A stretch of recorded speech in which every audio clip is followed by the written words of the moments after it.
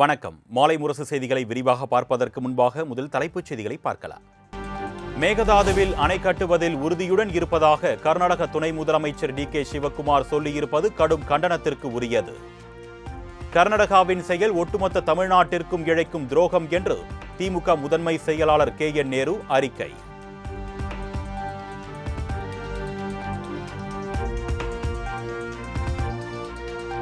மேகதாதுவில் கர்நாடக அரசு அணை கட்டுவதற்கு முயற்சி செய்வதற்கு நாம் தமிழர் கட்சி ஒருங்கிணைப்பாளர் சீமான் கண்டனம். காவிரி நதிநீர் உரிமை என்ன கர்நாடகாவுக்கு மட்டும் சொந்தமா என்றும் கர்நாடக துணை முதலமைச்சர் டி.கே. சிவக்குமாரின் பேச்சு ஆணவத்தின் உச்சம் என்றும் விமர்சனம்.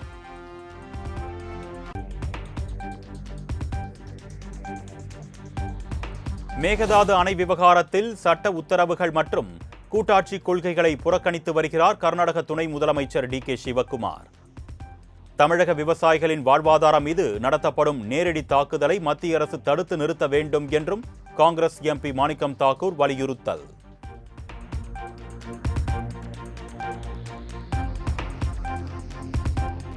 திமுகவின் முதுகில் குத்திய காங்கிரஸ் முதலமைச்சர் விஜயின் முதுகிலும் குத்துவார்கள் என்பதில் சந்தேகம் இல்லை. காங்கிரசிடம் விஜய் பாதுகாப்பாக இருக்க வேண்டும் என்று பாஜக மூத்த தலைவர் தமிழிசை கருத்து.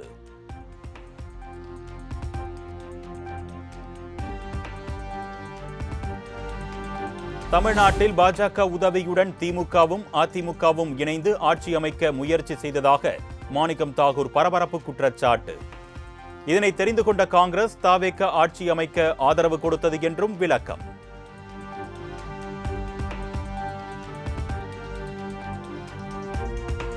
தேர்தல் முடிவுக்கு பிறகு காங்கிரசாரை தவிர மற்ற அனைவரும் திமுக தலைவர் மு.க. ஸ்டாலினை நேரில் சந்தித்தார்கள்.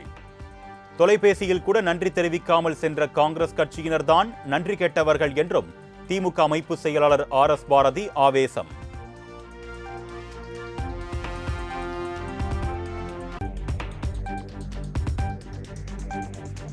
பொய் நாடகங்களை திமுகவினர் நிறுத்திக் கொள்ள வேண்டும் என்று காங்கிரஸ் எம்பி மாணிக்கம் தாக்கூர் ஆவேசம்.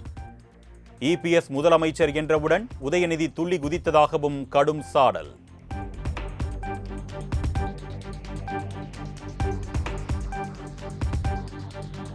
கொண்ட கொள்கை மற்றும் கருத்தியலில் இருந்து தடம் மாற தயாராகிவிட்டார் விசிக தலைவர் திருமாவளவன்.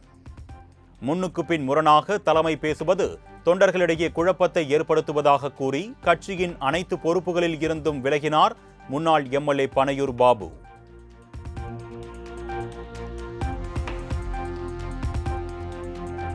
கோயில் பிரசாதங்களில் தயாரிப்பு தேதி மற்றும் காலாவதி தேதி கட்டாயம்.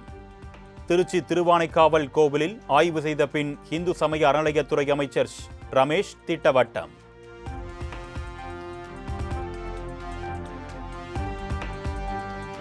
அதிமுகவின் முன்னாள் அமைச்சராகவும் மருத்துவர் அணி செயலாளராகவும் செயல்பட்டு வந்த வேணுகோபால் கட்சியில் இருந்து விலகுவதாக அறிவிப்பு. பட்டியல் சமூக மக்கள் மத்தியில் அதிமுக நம்பிக்கை இழந்துவிட்டதாகவும் தற்பொழுதைய அதிமுக தலைமை அனைவரையும் அனுசரித்து செல்லவில்லை என்றும் இபிஎஸ் மீது குற்றச்சாட்டு.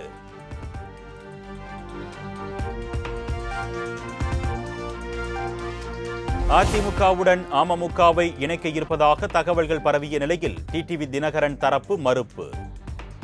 அமமுகவில் இருந்து ஒரு சிலரே தாவேகாவில் இணைந்திருப்பதாகவும் நீக்கப்பட்ட நிர்வாகிகளுக்கு பதிலாக புதிய நிர்வாகிகள் ஓரிரு நாள்களில் நியமிக்கப்படுவார்கள் என்றும் கட்சி தலைமை விளக்கம்.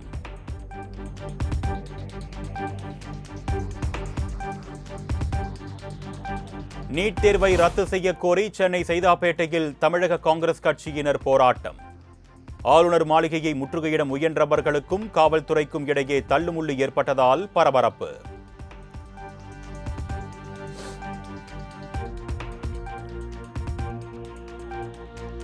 தமிழகத்தில் புதிதாக 8000 கிளினிக்குகள் மற்றும் மருத்துவமனைகள் திறக்க அனுமதி வழங்கப்படவில்லை. கடந்த 2019ஆம் ஆண்டு முதல் நிலுவையில் உள்ள விண்ணப்பங்களை பரிசீலிப்பது குறித்து ஆலோசித்து வருவதாகவும் தமிழக சுகாதாரத்துறை விளக்கம்.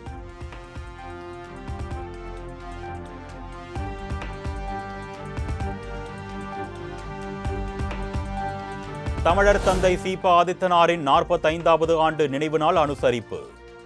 சென்னை எழும்பூரில் உள்ள சீபா ஆதித்தனார் சிலைக்கு சபாநாயகர் ஜே.சி.டி. பிரபாகர், அமைச்சர் ராஜ்மோகன் உள்ளிட்ட அரசியல் தலைவர்கள் மரியாதை.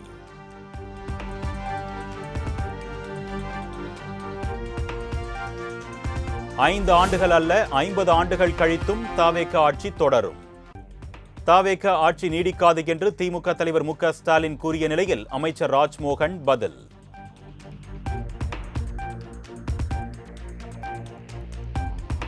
கூட்டணி ஆட்சி தமிழக அரசியலில் புதிய அரசியல் பண்பாட்டை உருவாக்க வேண்டும். கூட்டணி அமைச்சரவையை வரவேற்பதாகவும் பாமக நிறுவனர் ராமதாஸ் அறிக்கை.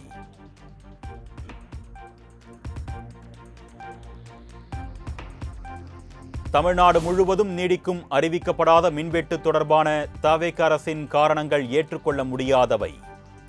காரணங்கள் கூறுவதை விடுத்து மின்வெட்டை போக்க உரிய நடவடிக்கை எடுக்க வேண்டும் என்று பாமக தலைவர் அன்புமணி ராமதாஸ் வலியுறுத்தல்.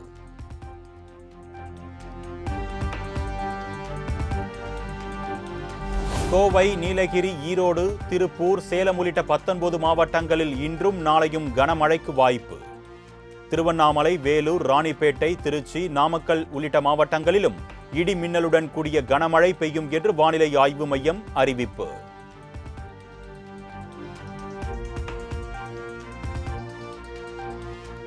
கோவை, திருப்பூர், நீலகிரி, தேனி, திண்டுக்கல், கன்னியாகுமரி மாவட்டங்களில் வரும் 26ஆம் தேதி கனமழைக்கு வாய்ப்பு.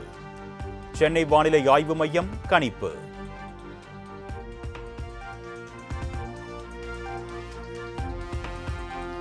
எபோலா வைரஸ் பரவல் காரணமாக காங்கோ, உகாண்டா மற்றும் தெற்கு சூடான் நாடுகளுக்கு அத்தியாவசியமற்ற பயணங்களை தவிர்க்க வேண்டும். அறிகுறிகள் ஏற்பட்டால் உடனடியாக மருத்துவ உதவியை நாடவும் மத்திய அரசு அறிவுறுத்தல்.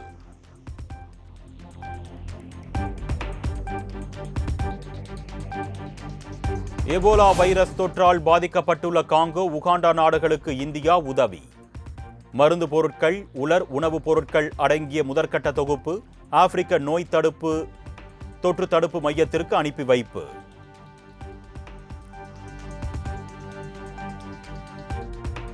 பாதுகாப்பான மற்றும் தடையற்ற கடல்சார் வர்த்தகத்தை உறுதி செய்வதில் இந்தியா மற்றும் அமெரிக்கா தீவிரம். எரிபொருள் தட்டுப்பாடு மற்றும் விலையேற்றத்தை குறைக்க நடவடிக்கைகள் மேற்கொள்ளப்பட்டு வருவதாகவும் மத்திய வெளியுறவுத்துறை அமைச்சர் ஜெய்சங்கர் திட்டவட்டம்.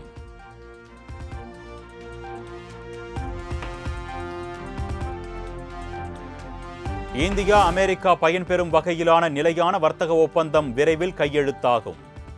அமெரிக்காவின் பாக்ஸ் சிலிக்கா திட்டத்தில் முதலில் இணைந்த நாடு இந்தியாதான் என்றும் அந்நாட்டின் வெளியுறவுத்துறை அமைச்சர் மார்கோ ரூபியோ பெருமிதம்.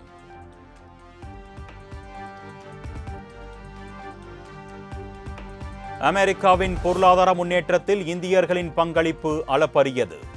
சுமார் $20 பில்லியன் அதிகமாக இந்திய நிறுவனங்கள் முதலீடு செய்திருப்பதாகவும் J1 மற்றும் H1B விசா குறித்த கேள்விகளுக்கு மார்கோ ரூபியோ பதில்.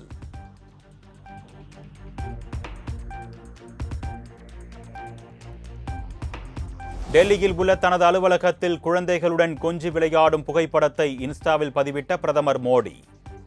இந்தியாவின் ஒருங்கிணைந்த நிர்வாக வளாகமான சேவா தீர்த்தத்திற்கு 2 இளம் நண்பர்கள் வருகை தந்ததாக நெகிழ்ச்சி பதிவு.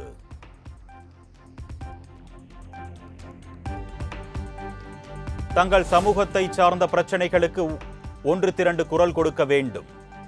இஸ்லாமிய அமைப்பு தலைவர்களுக்கு மக்களவை எதிர்க்கட்சி தலைவர் ராகுல் காந்தி வலியுறுத்தல்.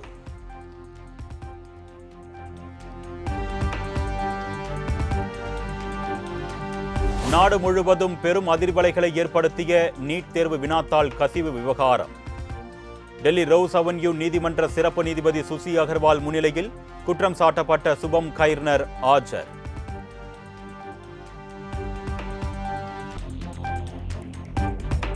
சத்தீஸ்கர் மாநிலம் பிலாஸ்பூர் ரயில்வே நிலையத்தில் மேற்கூரையில் இருந்து தண்ணீர் தெளிப்பது போல வினோத ஏற்பாடு.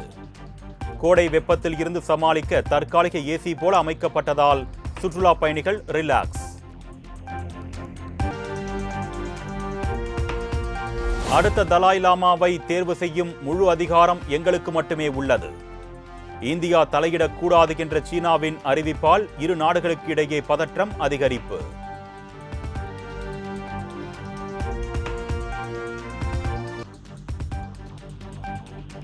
நான்காவது அணியாக பிளே ஆஃபுக்கு தகுதி பெற்றது ராஜஸ்தான் ராயல்ஸ் அணி.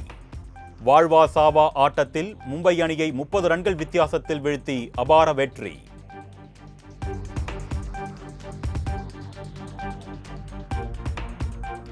மே 26ஆம் தேதி நடைபெறும் குவாலிஃபயர் ரவுண்ட் 1 சுற்றில் குஜராத் டைட்டன்ஸ் அணியை எதிர்கொள்கிறது பெங்களூர் ராயல் சேலஞ்சர்ஸ். மே 27ஆம் தேதி நடைபெறும் எலிமினேட்டர் சுற்றில் சன்ரைசர்ஸ் ஹைதராபாத் அணியை எதிர்கொள்கிறது ராஜஸ்தான் ராயல்ஸ்.